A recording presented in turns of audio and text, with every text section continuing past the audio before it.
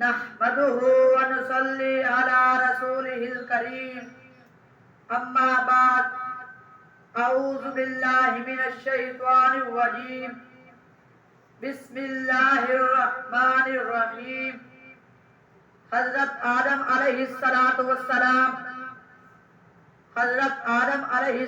السلام سب سے پہلے انسان ہیں۔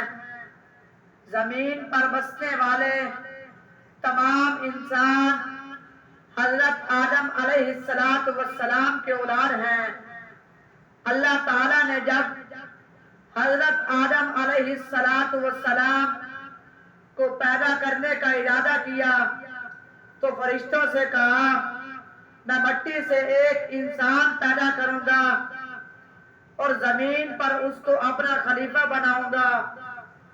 تو فرشتوں نے کہا یا باری تعالیٰ انسان تو زمین پر فساد مچائے گا، خون خرابہ کرے گا، حالانکہ ہم آپ کی تسبیح حمد اور پاکی بیان کرنے میں لگے ہوئے ہیں۔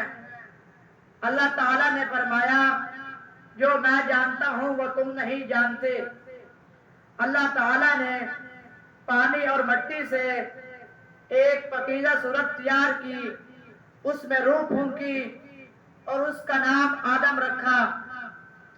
اللہ تعالیٰ نے جب حضرت آدم علیہ السلام کو پوری کائنات میں پائی جانے والی چیزوں کے نام، ان کی خاصیتیں اور انسان کو پیش آنے والی مختلف کیفیات جیسے بھوک، پیاس، صحت اور بیماری وغیرہ کا علم عطا کیا۔